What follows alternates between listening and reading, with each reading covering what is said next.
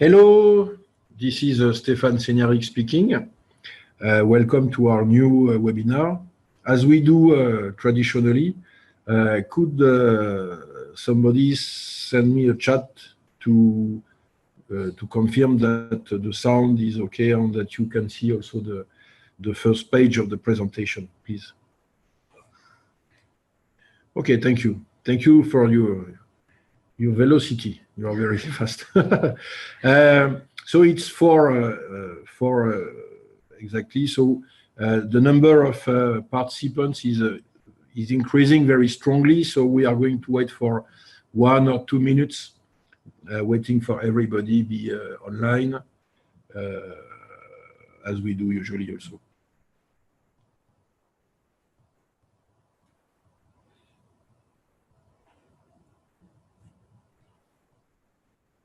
So we are going to start in 1 or 2 minutes. So please wait for a short time.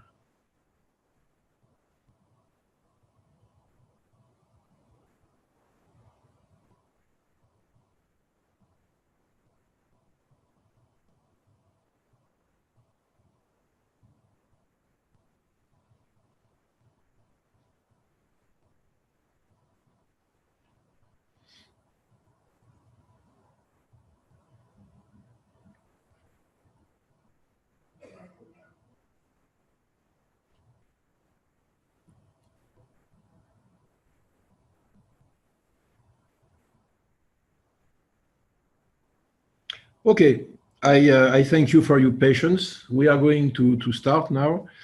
The item of this webinar is the charge management of nickel metal hydride.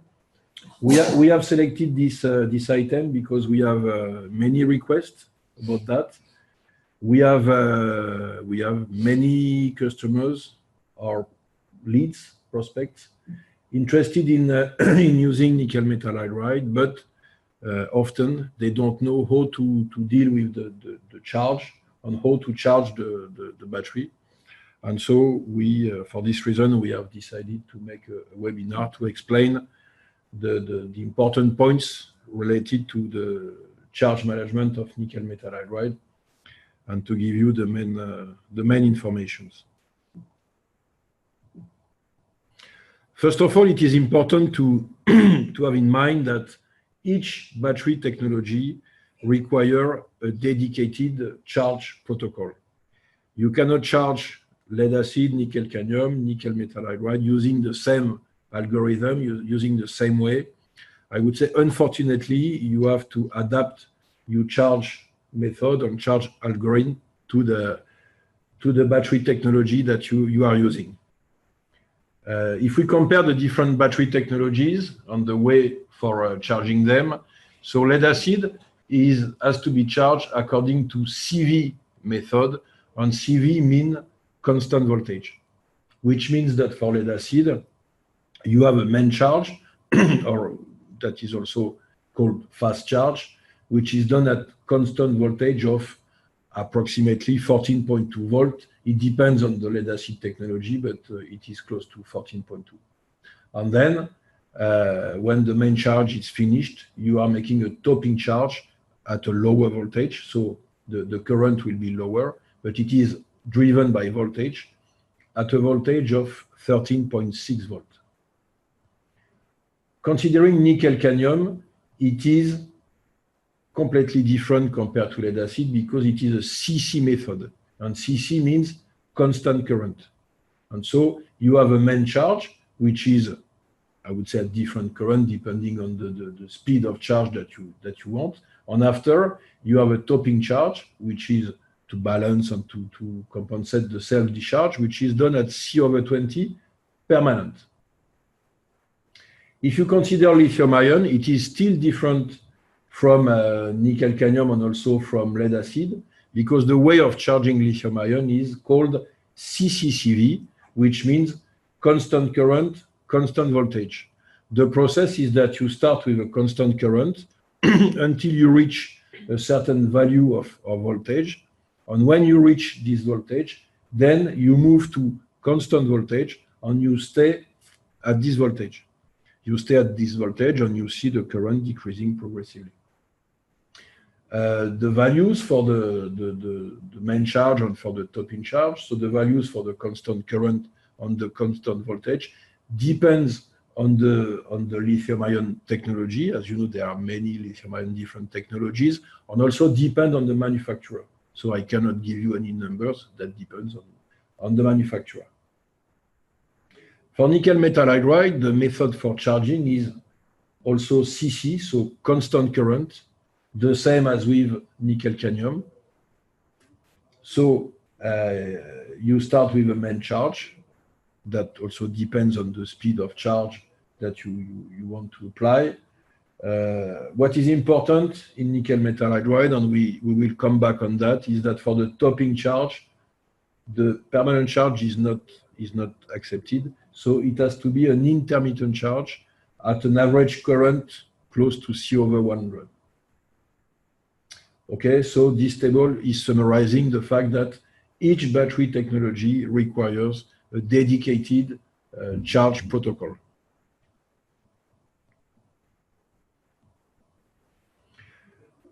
Many players are using lead acid, and they would like to move to nickel metal hydride. And so with lead acid, they are using a constant voltage charge protocol, and they would like to use the same for nickel metal hydride. Unfortunately, this is not possible because the charging curves of nickel metal hydride are flat, and mainly at high temperature. And you can see on the curve that below, let's say, below 40 or even below 30 degrees, that would be possible to charge nickel metal hydride with constant voltage, because the signal of the voltage at the end of charge is nice, I would say, or is accurate. Nevertheless, as nickel metal hydride is used in many outdoor applications and with high temperature often, you can see that the voltage at the end of charge is flat, and so there is no possibility to detect end of charge using the voltage information, as you can see on the graph. The consequence is that as you have to use constant current for charging nickel metal hydride compared to constant voltage for charging lead acid, that means that you cannot, in an existing system, you cannot remove the lead acid battery and replace it with a nickel metal hydride battery to have a better life duration or to have better performances. You need to change also the BMS, the battery management system, which is also called controller in some applications. Considering the charge of nickel metal hydride, I would say there is not a standard way of charge, but different way of charging nickel metal hydride depending on the situation or the application. First of all, if the charging current is less than C/20, you do not need to detect end of charge, which makes this situation very easy to manage. The charging protocol can be very simple. And what we propose is you charge 24 hours at C/20 after a discharge, and whatever the discharge time is, meaning that whatever the state of charge of the battery is, when you start the charge, you charge 24 hours at C/20. And so you are sure that there is no trouble with the overcharge, and you are sure that the battery will be correctly charged. Be careful, we accept 24 hours at C/20, but not 1 week or 1 month. The permanent charge at C/20 for a long time is forbidden. The second case is if the charging current is between C/10 and C/20, you don't need to detect the end of charge, so you don't need to be very precise in terms of end of charge detection, but the overcharge has to be maximum 160%. You cannot overcharge more than that, so you cannot make the 24 hours charge at C/20. as we have seen previously. So that means that a timer or a Coulomb counter is mandatory. Then the third case, which is the case of a fast charge application, if the charging current is more than C/10, the detection of the end of charge is mandatory. And we are going to see which type of end of charge detection we are going to use in which case, because you have different options. You can use a minus delta V or minus delta V divided by V, or a temperature indicator, which is the variation of temperature according to time. On those curves, you can see the behavior of nickel metal hydride according to the speed of charge. We have compared C/2 in purple, the curve in purple, and C/10, the curve in dark blue. And we have the curves for temperature and voltage. So at the top, this is the curve of temperature. And you can see that when you charge at C/2, at the end of the charge, there is a significant heating phenomena, a significant increase of temperature, because the end of charge of nickel metal hydride is exothermic. And so at C/2, this signal is so important or easy to see that it is a very interesting information to use for detecting the end of charge.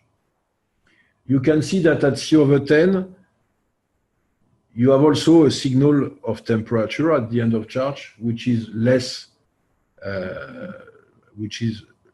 strong compared to at C/2, but it is there, and you can use it in some cases.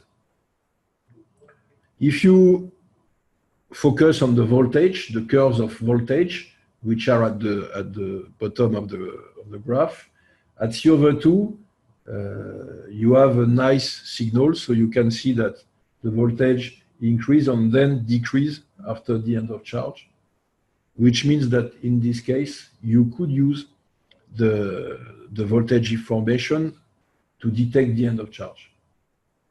At the opposite, you can see that at C/10, the voltage at the end of charge is completely flat, which means that this information of voltage cannot be used as a detection of the end of charge. What is important also to mention is if you compare the two purple curves, the temperature evolution and the voltage evolution at C/2, you can see that after the end of charge, you have first a strong increase of temperature, and I would say in a second step, you have the minus delta V, the decrease of voltage, which means that the dt divided by dt is more precise, or I would say more accurate signal if you want to avoid absolutely to overcharge. In some applications, for example, if the charge is very fast, if the outdoor temperature is high, you don't want to overcharge because you don't want to reduce the life of the battery. And so in this case, it is very important to stop the charge just at the end of charge. And in this case, the thermal information arrives first and before the voltage information, and so it's important to use the thermal information. In this table, you have a summary of the best end of charge detection method, depending on the size of the cell and also depending on the charging current. Because as you can imagine, the size of the cell has a strong impact on the thermal behavior of the battery, and so it has also an impact of the signal for the end of charge. So if we consider a small cell, like for example a AA, if you charge this cell at C/10, you will have no voltage signal, because the current is too low and the charging curve will be flat. And also because the cell is small and the cell is generated a low amount of energy, you will have no thermal signal. And so in this case, unfortunately, there is no end of charge detection method, and the only solution is a Coulomb counter, or to charge at C/20. The same AA cell, if you charge it at 1C, the voltage signal will be nice, okay, because it is fast charge. The thermal signal will be poor because it is a small cell generating a low amount of energy. And in this case, and it is a particular case, the best method will be minus delta V for the end of charge detection. At the opposite, if we take a big cell, for example, the F size, at a low charging current, for example, C/10, you will have no voltage signal, okay, because the current is too low, the charging curve will be flat. You will have a good thermal information, even if the charging current is low, because the cell is big and so generating a significant amount of heat. And so you will have a nice thermal signal. And then you will be able to use the dt divided by dt for the end of charge detection.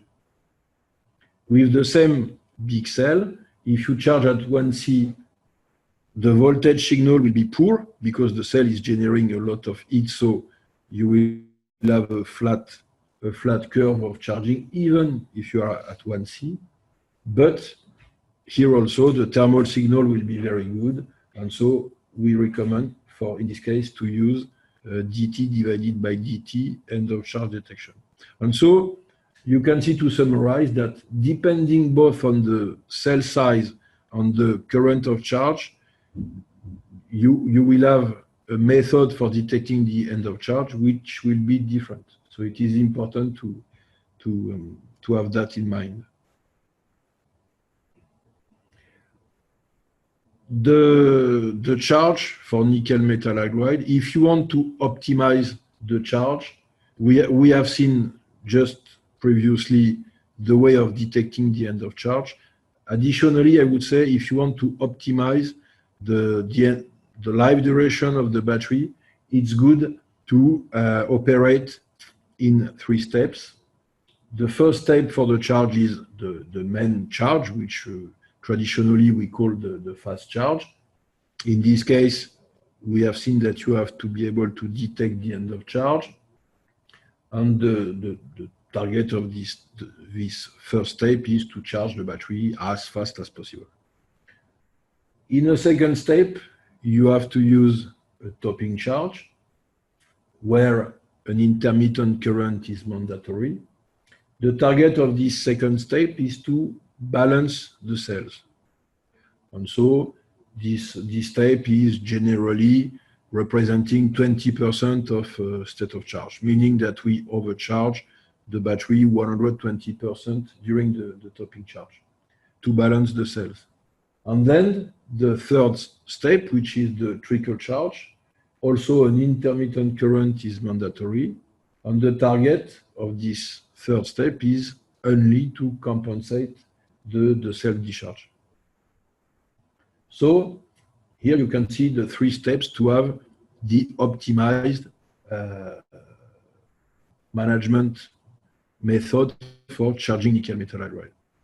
I don't say that it is mandatory in all cases to do like that, but I would say this is the best way to do. So if you want to have an optimized system, it is important to follow those 3 steps for the charge.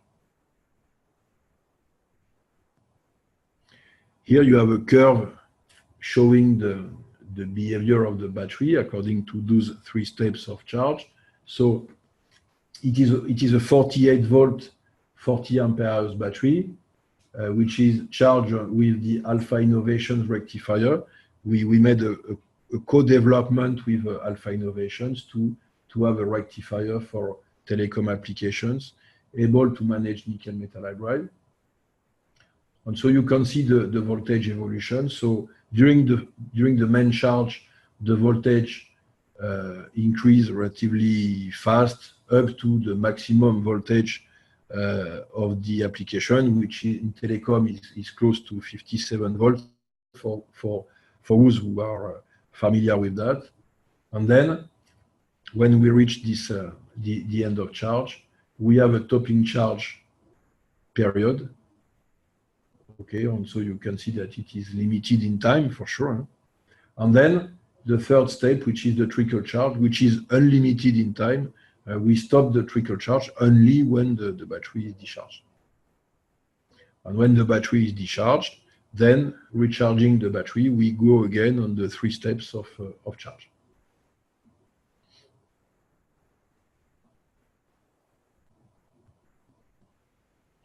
To finish, I would like to focus on the way of making the trickle charge for all the backup applications. The trickle charge is I would say is 99% of the time the situation of the battery, because in backup application the battery is maintained fully charged, waiting for there is a need for discharging it. And so it is very important to know that in those applications, the fact that you are making an intermittent charge instead a permanent charge for the trickle charge delivers a significant benefit in terms of life duration. So you can see on the curves that we have compared intermittent charge in blue to permanent charge C/20 in red. And so it is an application where we put the battery in trickle charge during 10 years. And you can see that with the intermittent charge, you save around 30% life duration compared to permanent charge.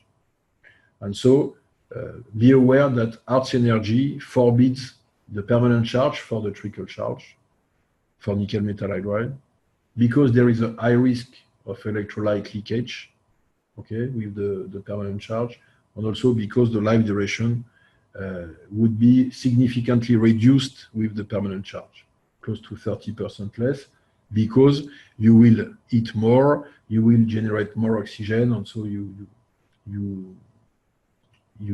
reduce the life duration of the battery.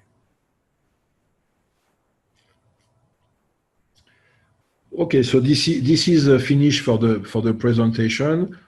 I would like to highlight the fact that this presentation plus my comments will be available on our website, probably tomorrow. I hope it was clear. If you need any additional information, you can contact me directly, so do not hesitate. And also, we have now 5 to 10 minutes for questions. So if you want to ask questions, I invite you to chat.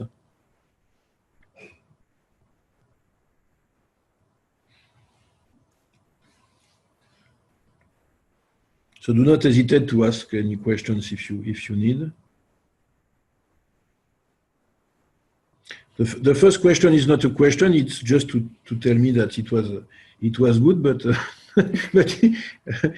but I'm sure that you have some questions in mind, so do not hesitate to ask, because it's not a simple item.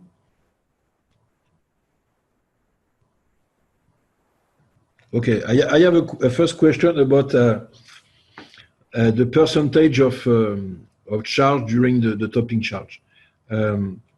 What I would say is that the fast charge is approximately 100% of the charge, 99% or close to 100. The topping charge, you have to target something close to 20% of state of charge, meaning that at the end of the topping charge, you are at 100% plus 20%, so 120% of charge. And then after that, you move on the trickle charge for weeks and months until you discharge the battery.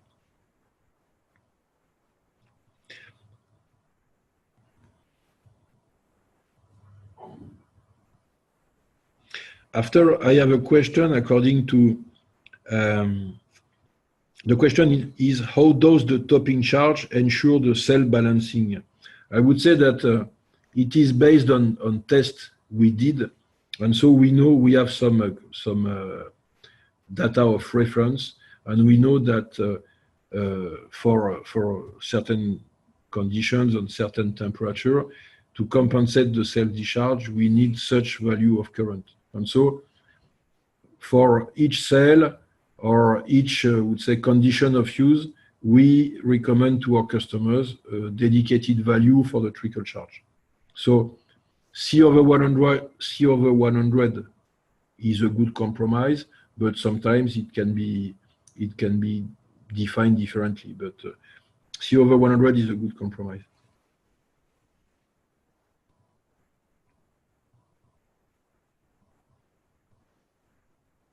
There is an interesting question according to if we have some rules for charging batteries with more than 20 cells, I would say large battery. I would say it depends on the application. I would say it depends on the way of charge and the way of discharge. If the charge and the discharge are relatively soft, we do nothing particular. But if the charge is very fast and if the discharge also is fast, then we can be sometimes we manage the battery in sub-blocks. So after it is discussed with the customer. There is an interesting question about temperature sensors. Good question.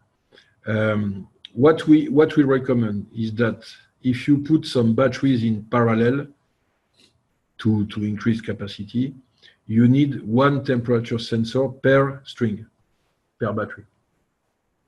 If you put some batteries in series, you need only one temperature sensor, not one in each battery, but only one for the wall. And the battery which will integrate the temperature sensor will have to be put in the hottest area of the application.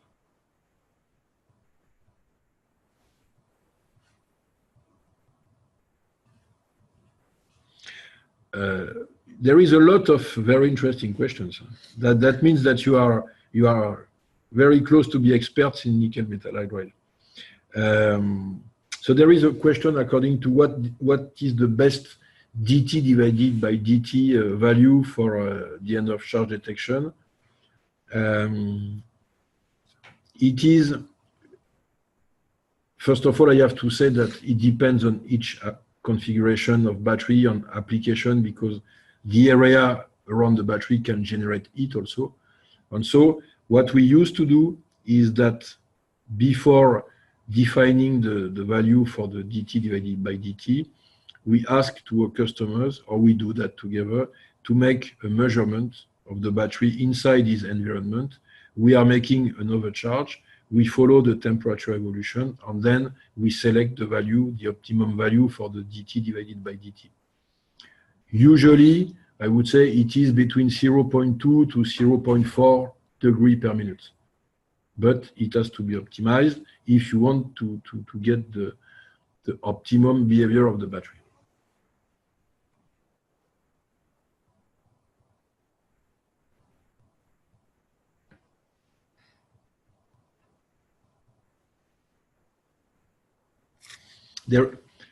Then there is a question on that will be the last one that I will answer, because it's now time to leave. We said that we will finish at 4:30. A very interesting question is, what is the ideal current for the topping charge? It's a good question, because I remember a project where we made some experiments to optimize that. I would say that the first rule is to consider approximately 20% of charge for the topping charge, so 20% of overcharge, and then for sure you would like to do that as fast as possible. But if you do that too fast, you are going to eat, which is not good for the battery. And so here also, it's generally it has to be optimized according to the configuration of the application.